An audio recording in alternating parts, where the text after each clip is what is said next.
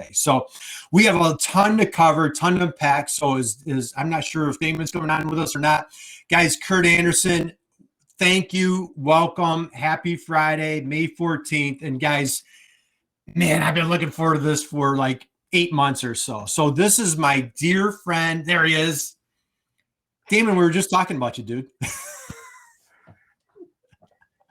So, guys, Damon Pistolka, the man, my host with the most. So, guys, let me do a little intro to my dear friend, Lori. So, Damon, I know you can hear me, so even though I can't see you. Hey, Damon, what's that shirt that you have on? I can't see that shirt.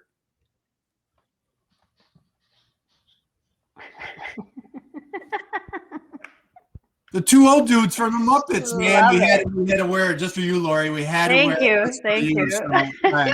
Man, sorry, man. I couldn't wear my manufacturer shirt. I had to wear this for Damon. We're the two old dudes in the balcony. So let's just jump right in. So Damon, I don't know what you were doing in September of 2008, but the rest of the world was financially collapsing. Lehman Brothers kind of took this little tumble, but this tenacious entrepreneur, this fearless, just relentless businesswoman decides to launch her own business. It's called Keystone Click. And so my dear friend, Lori Highby, is the founder and CEO of Keystone Click. Lori, thank you for joining us today. Welcome. Thank you. So excited to be here. I love this group. Super fun. So many amazing people I've connected with. So since you're so modest and you're so humble, I'm going to give a few things. We have a bunch of fellow Wisconsin folks here. We have Aaron, we have Greg. We have our dear friend, well, Gail's over the border, but we have Gail, Paul, Val. Thank you guys for joining us today. There's Aaron.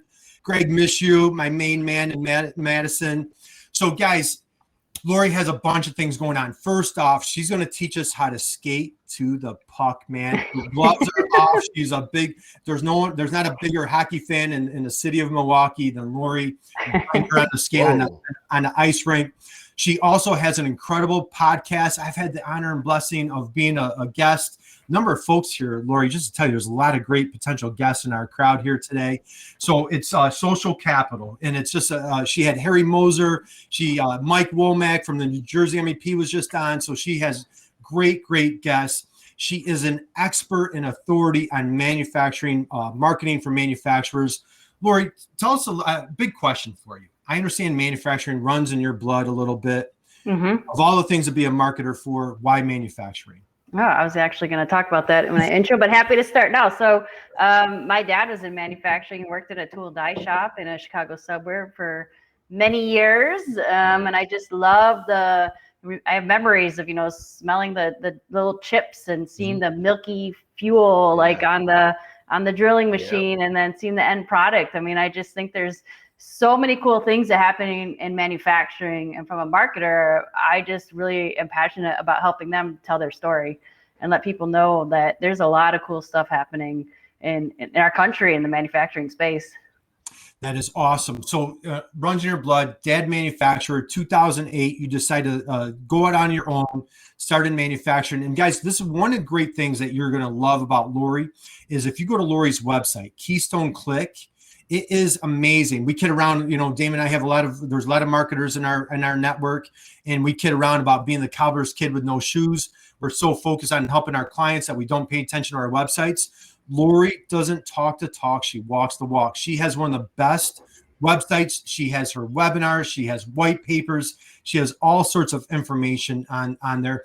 So Lori, I know we have a ton to cover, a ton to unpack. By any chance, did you bring any slides with you today? Well, actually, I did. What a coincidence. So, Lori, if you don't mind, why don't you let's just jump right into your presentation.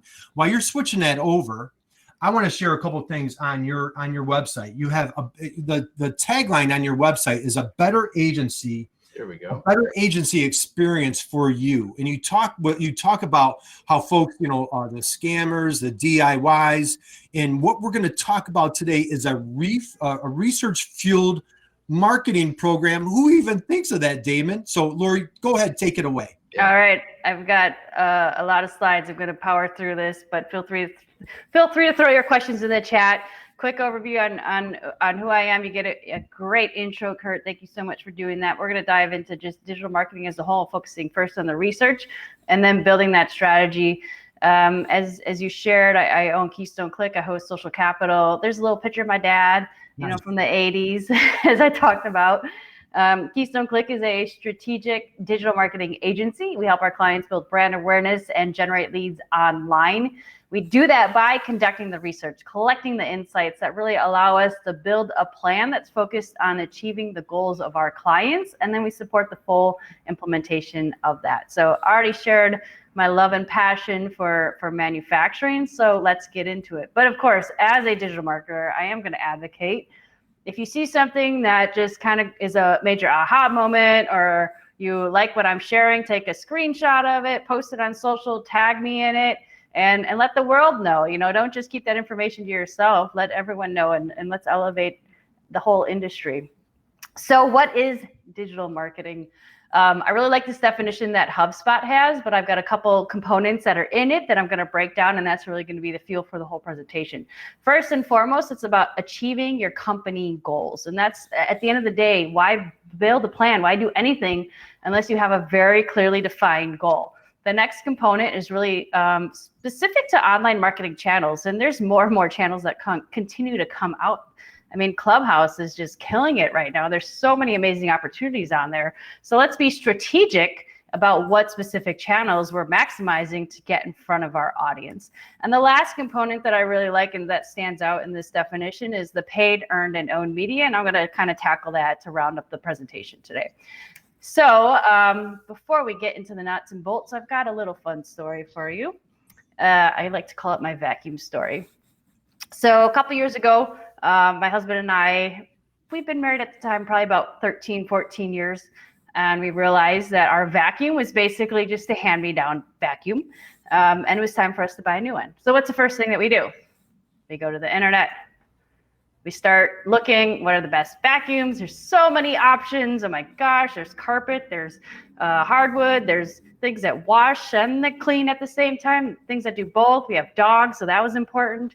So many options to consider. We start watching the videos because at the end of the day, it's telling us it can, I'm reading that it can do this, but can it actually do that?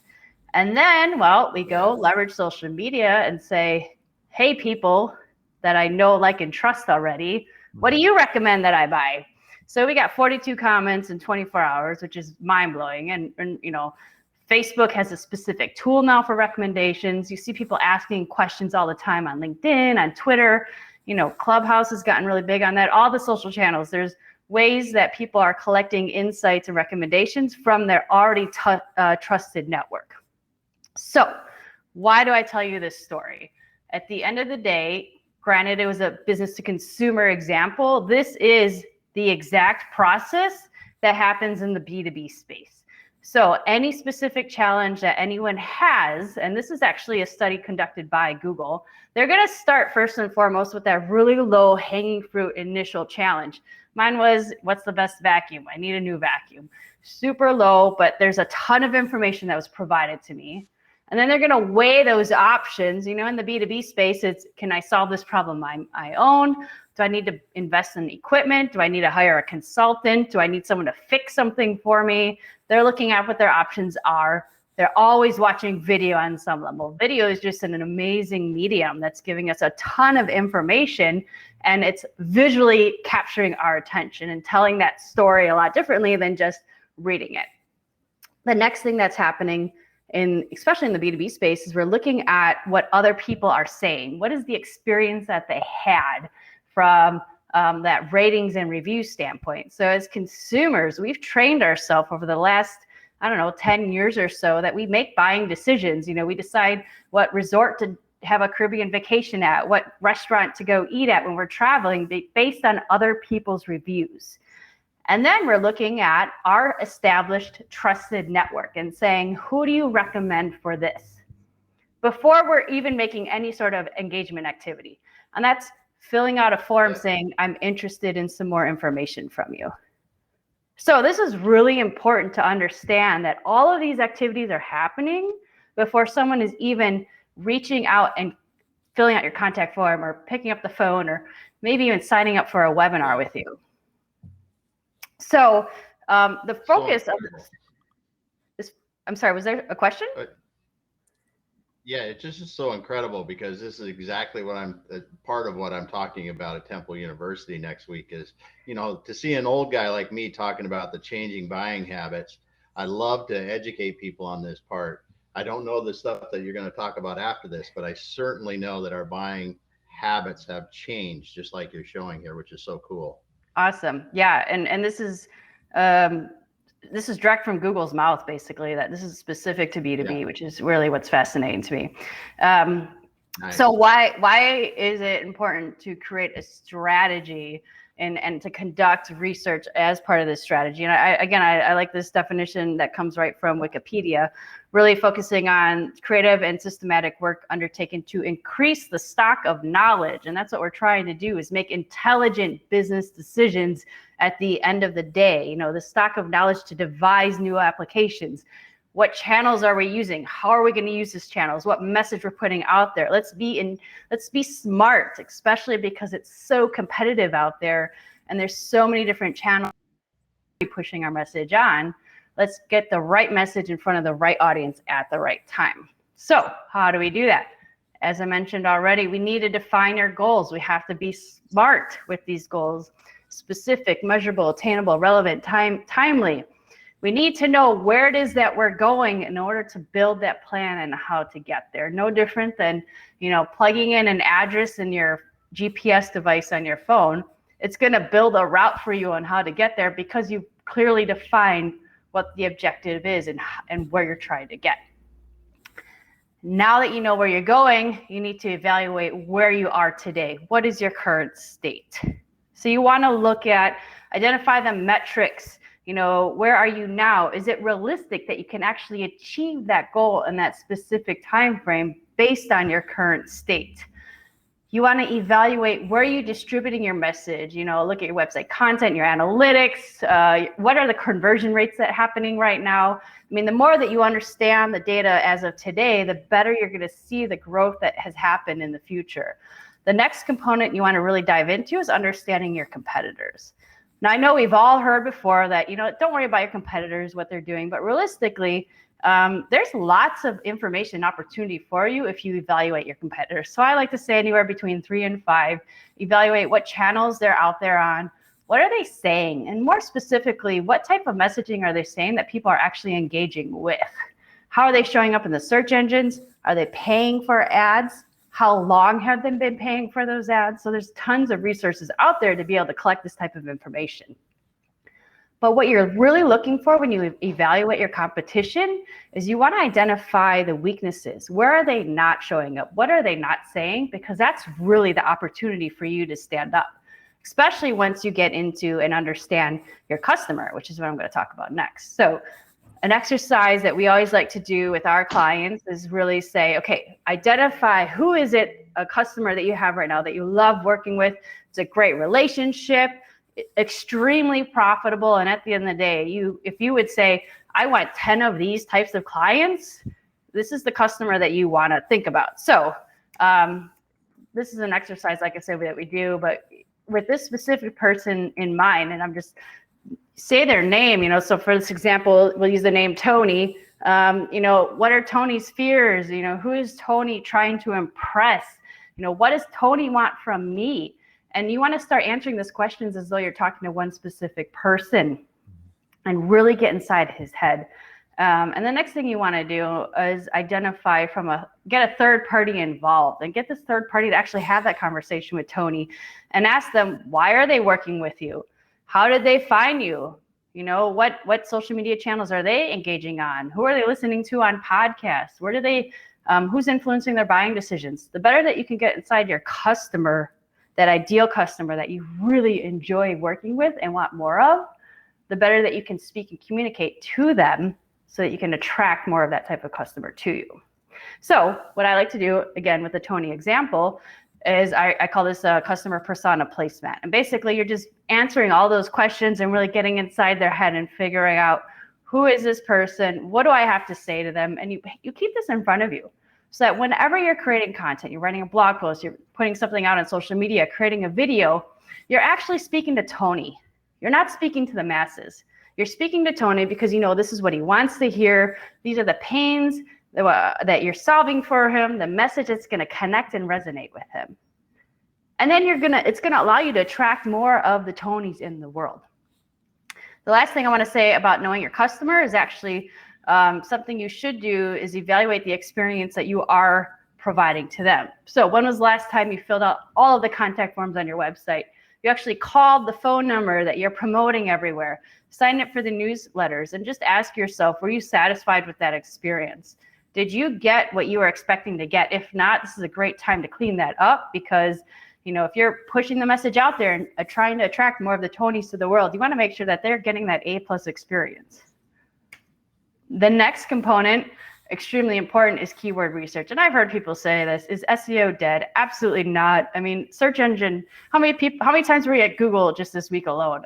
I'm constantly typing things into Google, and if I looked at my queries, it's all over the map. It is literally for anything. That's the first thing I do is go to Google, type it in. But that's what everyone does. And it's not just Google, it's all the social channels that are out there, all the platforms, forums. Everyone has a pain that they're looking to solve. So you just have to understand what is the word or the phrase that people are actually using to start that search, to narrow down that search. And so the approach that we like to take from a keyword perspective, once you start doing this search, is figuring out from two very specific components, the level of difficulty and the frequency that words are being searched. And so level of difficulty, this is something you can easily do. You just go into Google, type in your phrase, and if there's 2 million or more results that show up, it's a little bit more challenging. But if it's less than 2 million results that show up, then we say, that one's a little bit easier to tackle. So that bigger chance of you showing up at the top of the search engines. But doing that keyword research isn't just for search engine optimization. This is the words and the messaging that you're going to use in your social posts and the content that you're producing, and all of your overall messaging strategy, because you know that these are the words that people are actually using when they're describing the pain that you ultimately have, that you're the solution for. All right, we're almost there, halfway through this. Now that we've collected all this data, what do we do with it? Well, when you're building out your strategy, there's 3 different types of content that ultimately you can be creating: this owned, earned, and paid. And sometimes people say, shared or social is kind of a separate wing, but these are the 3 major buckets here. And it's really important to really understand the value and the significance, because each one of these has a different weight when it comes to evaluating your strategy. So owned is probably one of my favorites, because that's where we really focus on specifically. But at the end of the day, you own this content. You own your website, you own the content you're putting out on your blog and your email lists, your white papers. The stuff that you own is ultimately the stuff that you can control who sees it, the frequency it's seen. You can push it out there as much as possible. And blogs, I'm just probably one of the largest advocates for blogs ever. And I wish more people were taking advantage of this. We've got a blog post that was written on our website in 2014. And to this day, it is still one of the most visited pages on our website.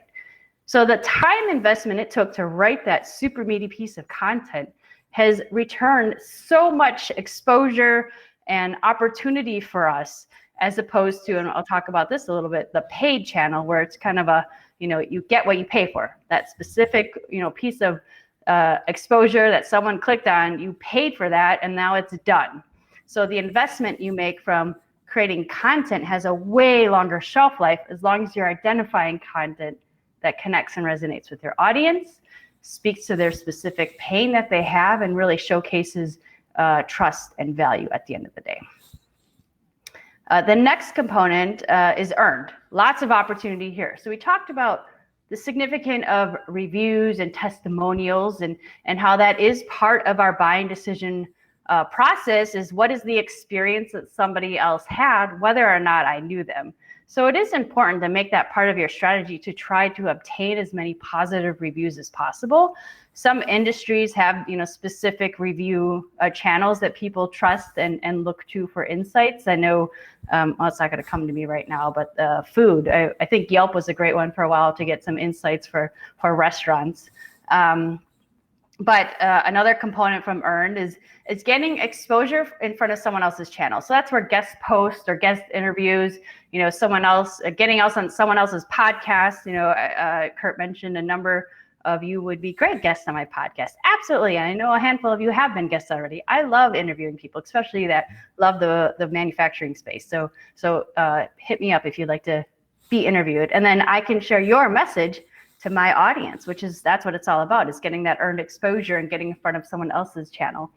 And then obviously media exposure, extremely important, should be part of your branding as well, your marketing strategy. It's really getting someone else that already has established trust, a news channel, a major blog, someone to say, oh, wow, this company is amazing, and here's a story about them.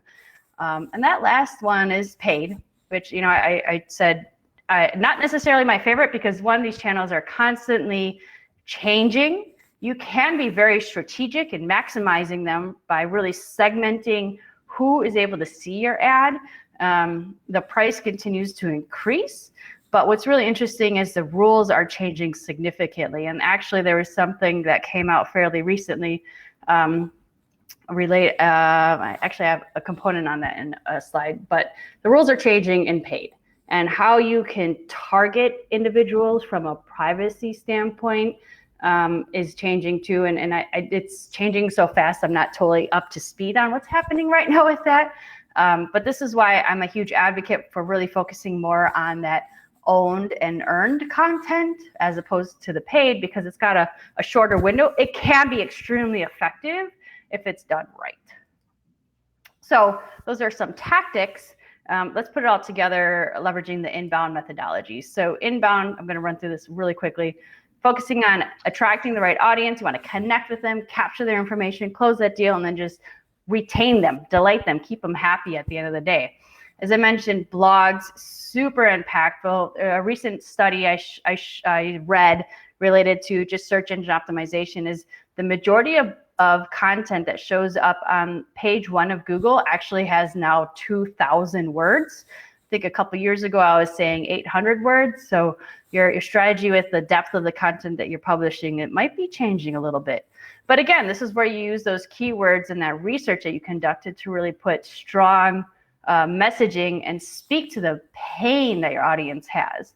The other component that I think is there's a lot of missed opportunities is people are just jumping on all the social media channels instead of strategically identifying what I refer to as the watering holes. Go hang out where your ideal customer is hanging out, where they're all hanging out, fish where the fish are biting, basically. Instead of spreading yourself too thin, go put, drop that fishing line in the pond where your customers are swimming. And absolutely be consistent in that social publishing space. Connecting standpoint, there's so much, this is definitely what you want to do, is leverage and drive people that you're using the social media channels to your website and get them to do something. You want to capture their information because you own your email list. You don't own the social media channels that you're publishing on. Who knows the next time they're going to change, it's going to be stronger pay to play kind of platforms. We've already seen that happen on a couple channels.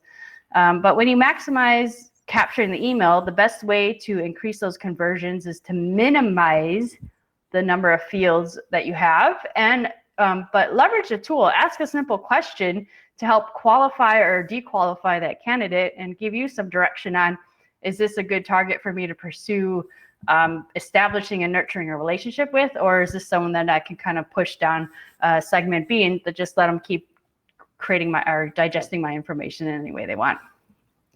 I do want to point out on landing pages, it's extremely important to make sure whatever message that drove them to actually click on that landing page, make sure it's a consistent message. There's a huge disconnect and a drop off in conversions if that message changes from that post you made, the ad you made, and that landing page you took them to. All right, almost done here, getting to the end. Inbound, the last component is second to last component is close the deal. So leveraging automation, and this is where I wanted to really focus at, because of what's happening with the privacy laws, automation is something where a lot more investment should be placed so that you're constantly staying in front of and nurturing the right audiences. And there's better opportunity to close those deals there as opposed to trying to get ads in front of everyone. There's still a lot of information that's coming in with regards to the changes that are happening with targeting in the paid ad space.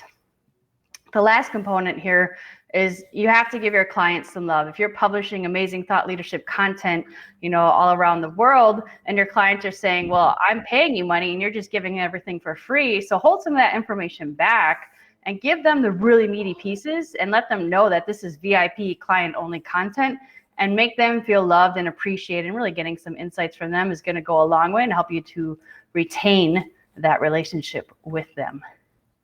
All right, that is all I got. I powered through that. Wow. Awesome.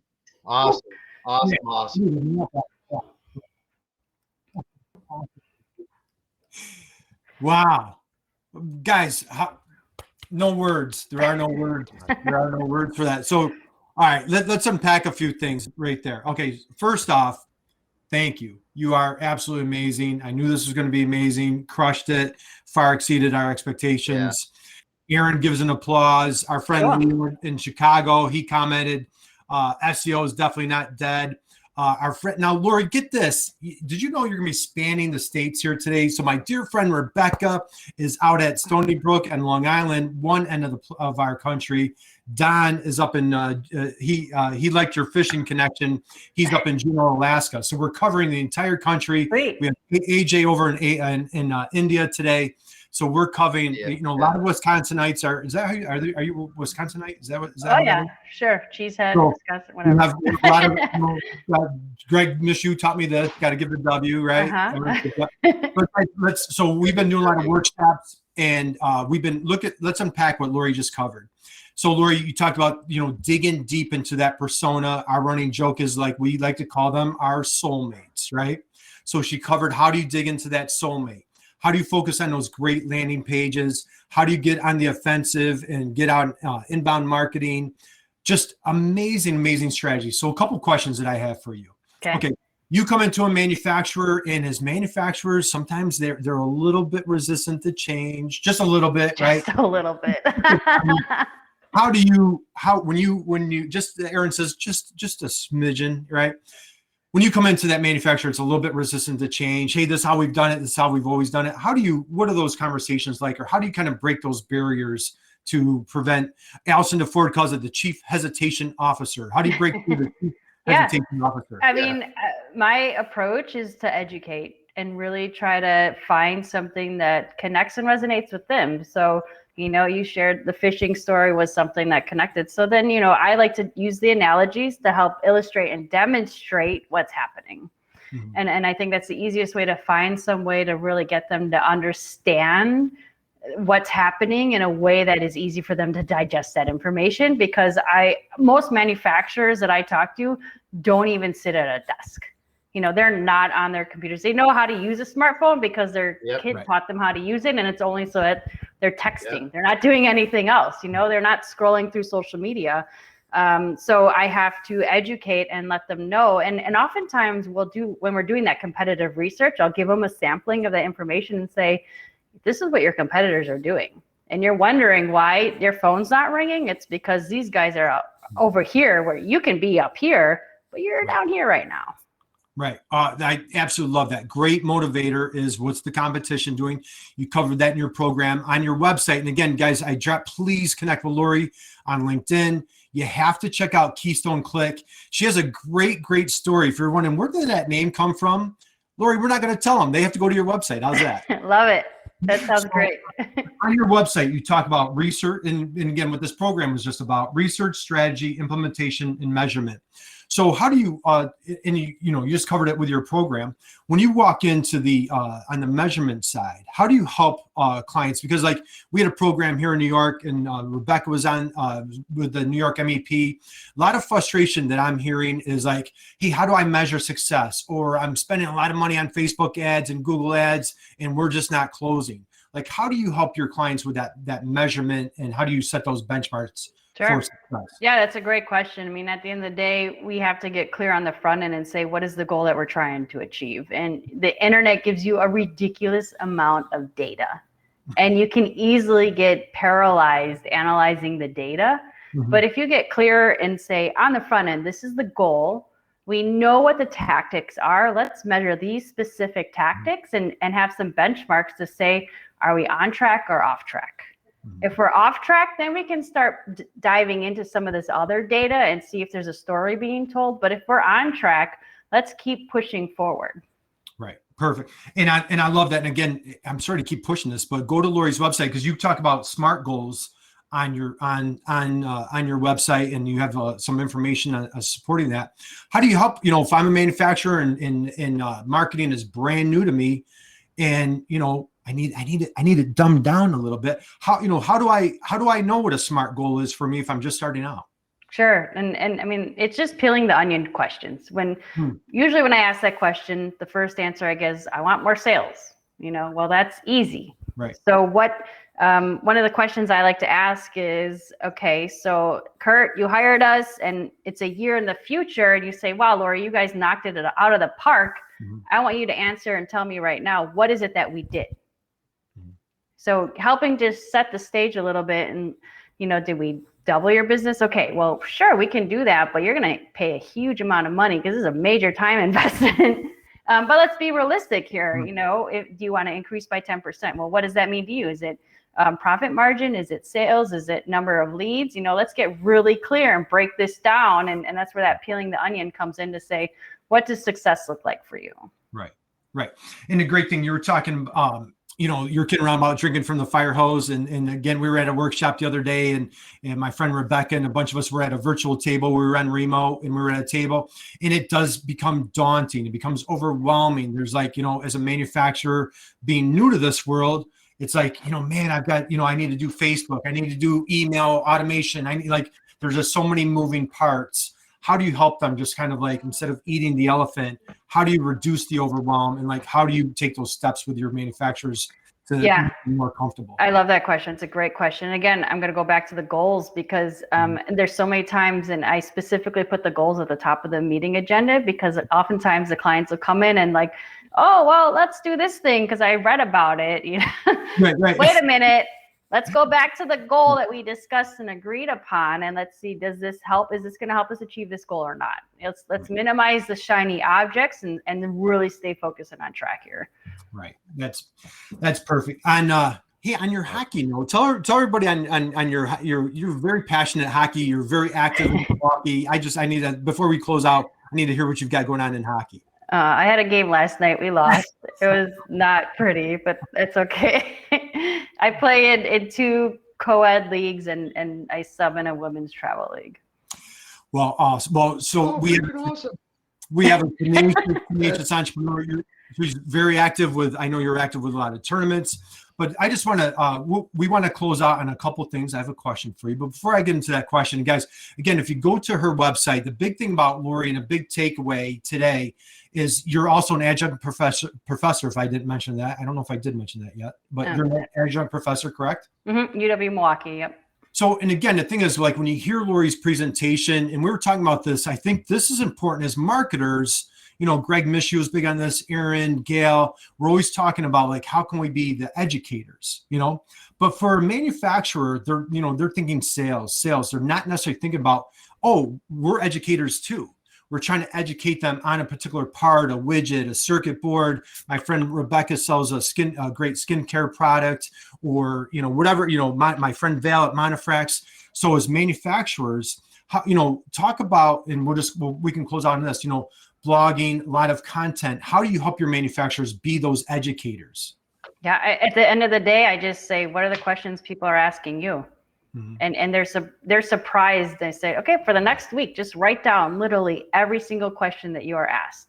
You might identify some trends, or even just go in your inbox. How many replies do you have that actually can be just converted into a blog post right away, or expanded on in a blog post form? Man, that is just so great. So many manufacturers man, we don't have anything to talk about. There is just so much to talk about. Yeah.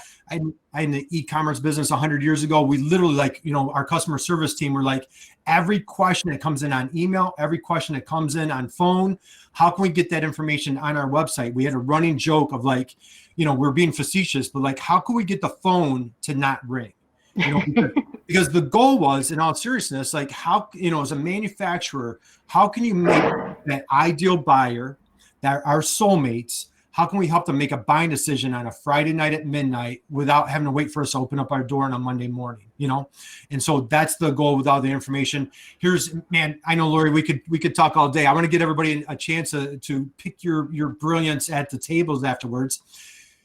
Allison Ford, our dear friend, who would be a great guest on your podcast. She's a very close friend of ours, great marketer for manufacturers. She preaches, how do we help our clients be a hero of their story? So I know you've covered a ton in the past 30, 40 minutes or so. How do you help your clients be a hero of your story? Well, I just love helping them create the wins at the end of the day, and helping them tell the story of the problems that they've solved. I've just heard so many amazing stories when I'm talking one-on-one with my manufacturing clients. I'm like, why aren't you telling this to the world? This is amazing. I have so many I want to tell, but I want to be conscious of time.